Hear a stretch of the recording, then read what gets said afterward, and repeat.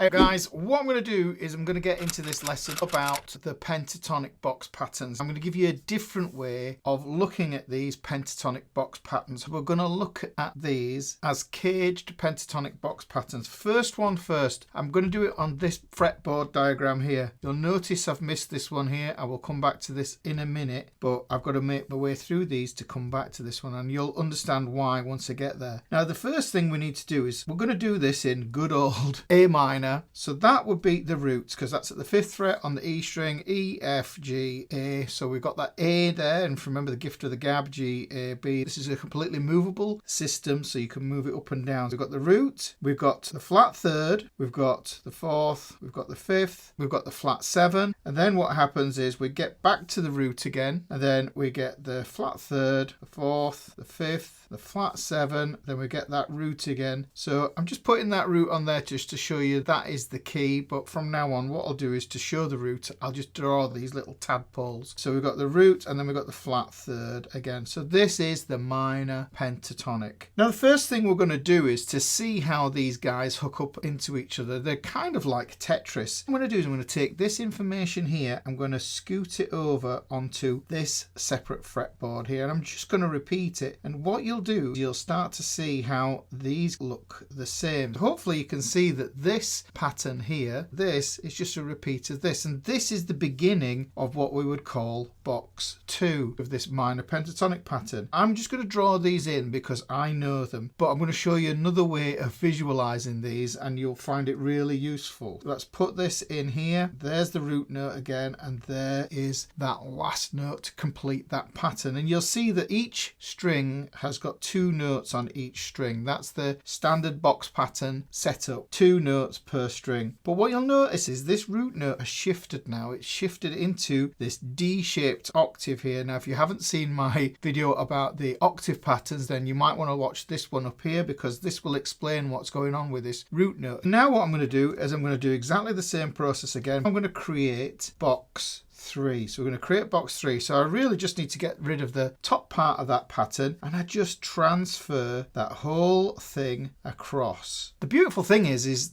because this follows caged as well, this is the E-shaped pattern. Can you see the E-shaped octaves in the root notes there? And then here we get the D-shaped octave.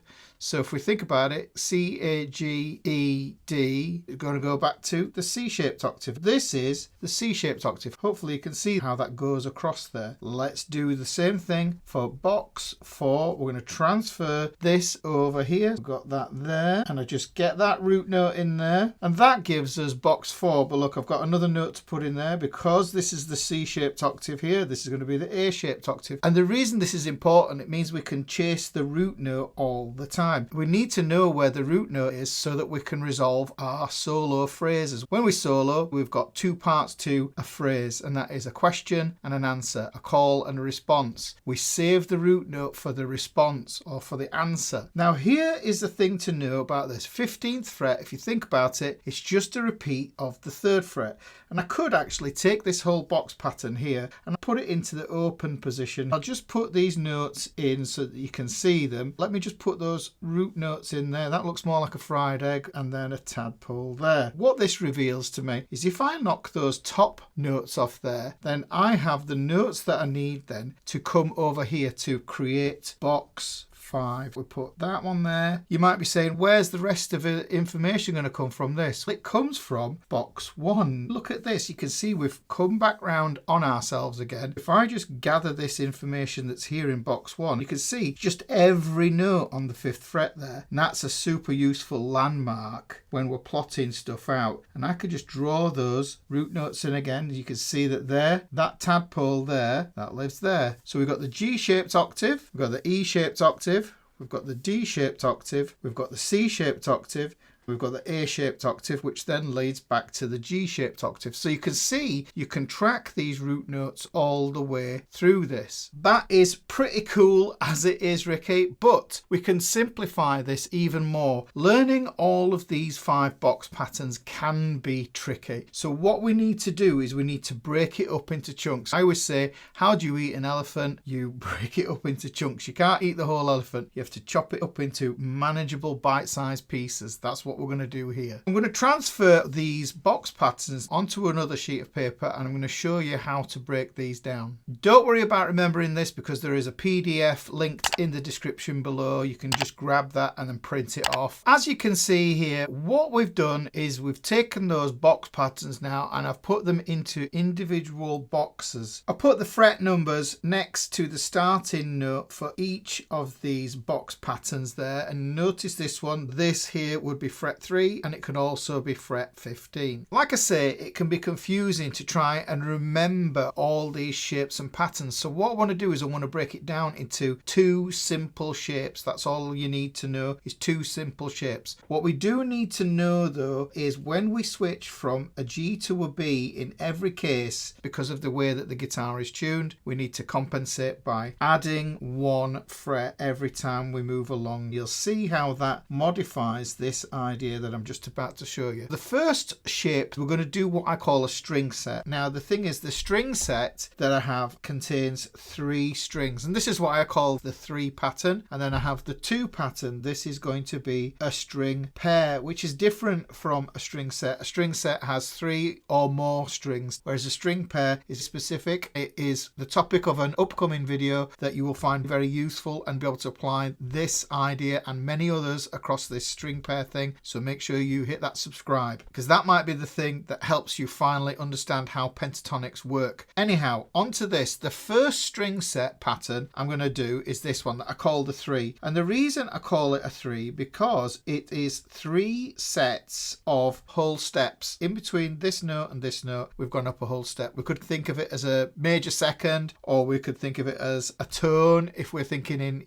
UK terms, but just know that it goes up 2 frets. And the reason I call it a 3 is because it goes across 3 strings. It's very simple. I want you to be able to see this super easily. The next one we get is the string pair. The string pair, as it suggests, is only on a pair of strings. It does what it says on the tin. However, the distance between this note, and the thing is, there are only 2 notes on each string. The distance between this note and this note is a step and a half, but I like to just think of this as being a minor third interval, or a flat third if you want to think of it in that way. The next thing to do is to put in and transfer these root notes. Remember, this is all in A minor here. This could be for any minor key. To establish that by looking at where you are going to distribute these root notes that we've already done in the previous diagram. In that pattern, we get that root note, this tadpole in the middle of that bunch of 3 strings. It's very easy to see. And then on the string pair, it lives there, and it's always going to do that. This root note isn't going to suddenly shift over here. It's not going to move over here. You will reliably be able to find it in the same spot every time. And on this string pair, you will reliably find it in the same spot every time. And that means you can transfer ideas. Now, the reason we want to know the root note, like I said at the beginning, is because when we do a phrase, when we're soloing, what we have is we have a question and then we have an answer, and the answer has to resolve, and the resolving note is the root note, the tadpole. So that's what we're looking for when we build these phrases and licks and things. We want to make up these melodies. That is the whole reason for knowing where this is. Another reason for knowing where it is so that you can avoid it, because if you are doing the question part, you are creating some form of tension. You don't want to release just yet. When you hit that, you'll hear that the phrase that you were improvising has resolved. This is great as it is, but as you can see, I've got my trusty highlighters here, and I'm going to add some color to the mix, and I'm going to go through all 5 of these box patterns and show you what is going on. I'm going to transfer this over on each of these 5 box patterns. There's a few things that are going to happen, and I'll explain them as they go along. If we look at box 1, we can see that we immediately get this group of 3 that lives in our box 1 pattern. You can see that's where that 3 lives. The other strings, they are wider. They are that minor third distance, and these are the only 2 distances you get in your box patterns, a minor third or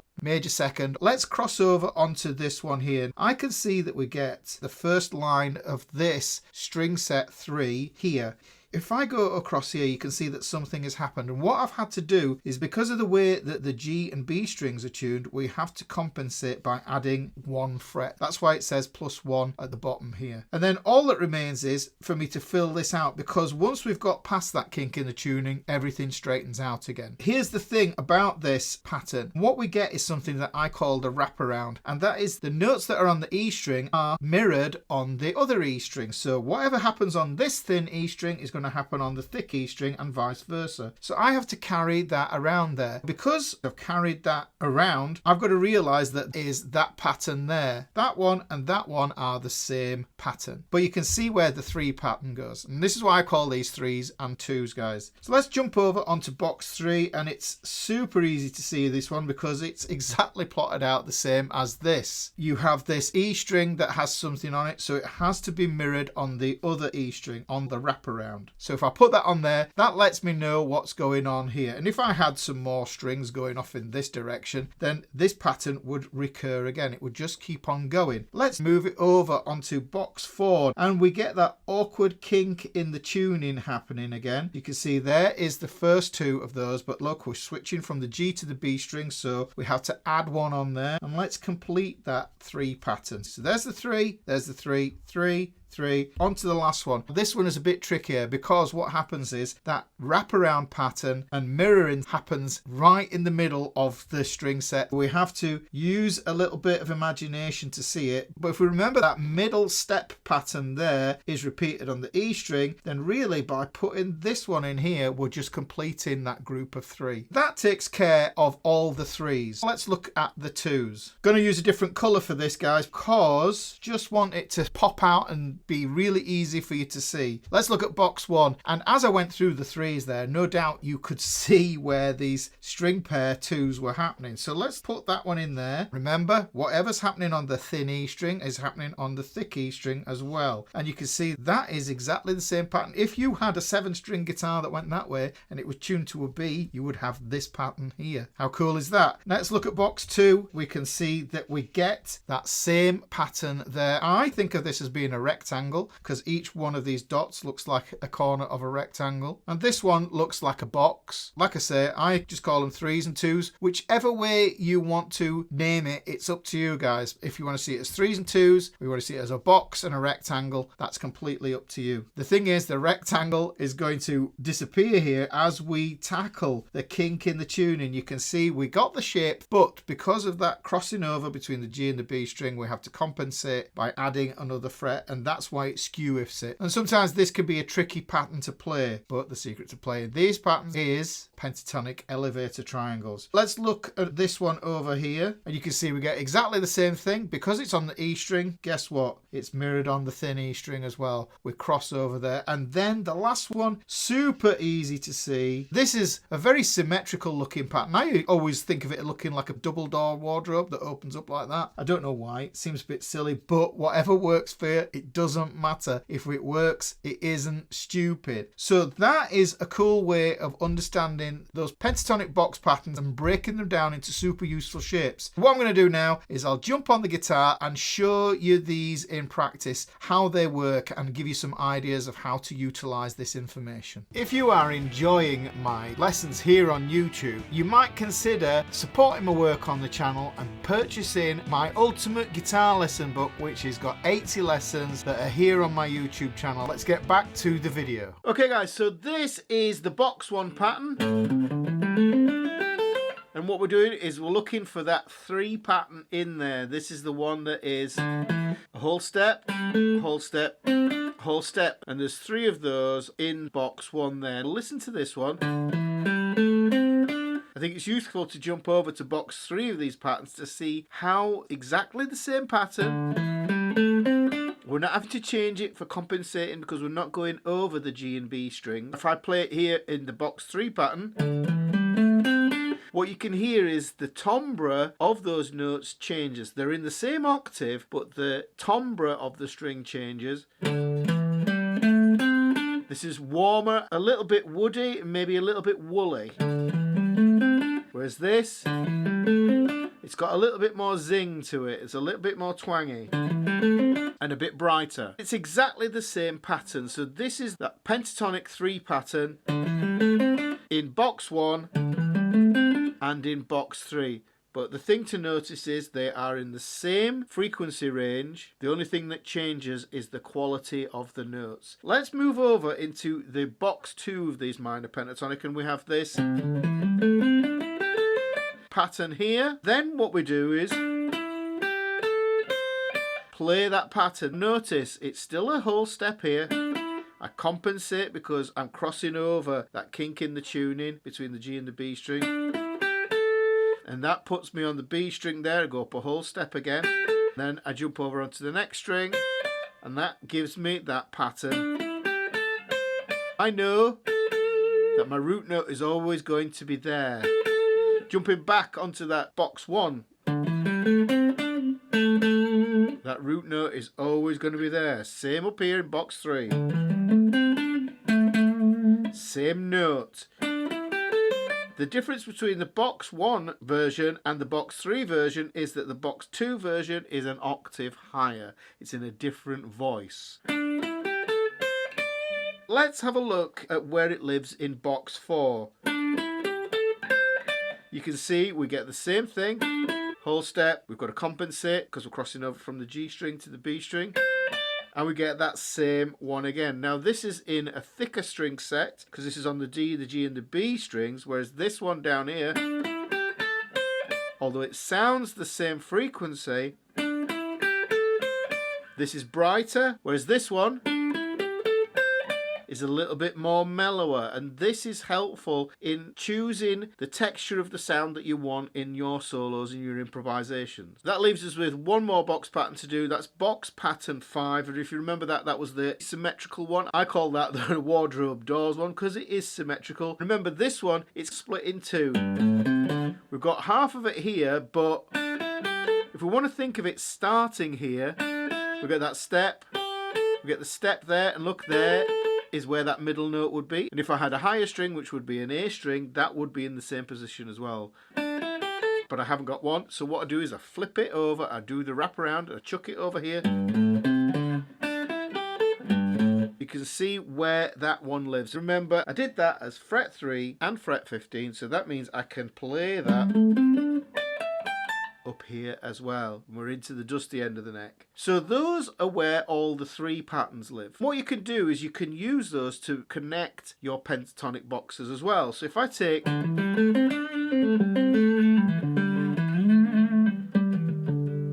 I play this up here, you can see that I've joined one box to another. This can be another way to move from one pattern to elevate up the neck, to elevate down the neck as well. This pattern here is often overlooked. It's a really useful one. And it joins into your house of blues.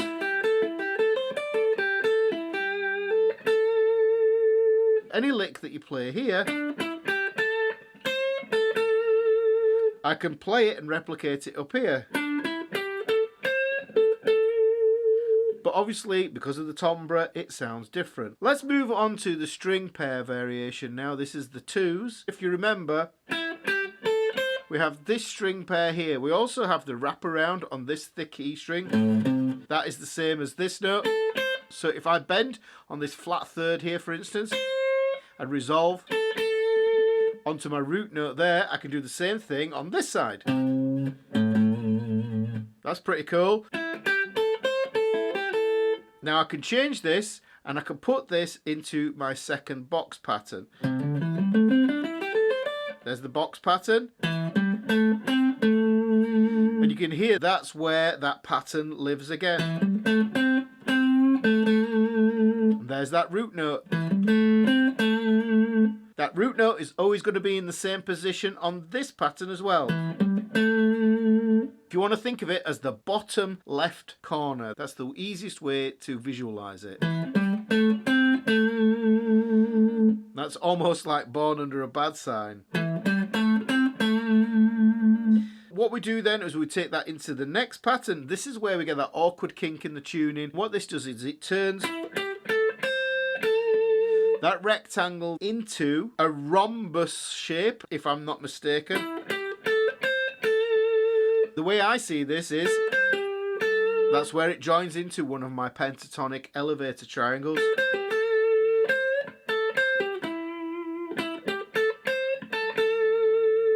That root note is still in the same spot. It's still in the bottom left-hand corner of that shape. We can move this up into the box 4 pattern. And we get that same pattern again. And then look, let's just shift it down here into box 5. You can hear these offer a wide range of tonal variations. It's up to you how you want to express these, because you are trying to speak in your voice, because this is what it's all about. It's about you expressing yourself through your guitar. If you've enjoyed this, guys, if you'd like to learn more about string pairs, then watch this lesson here.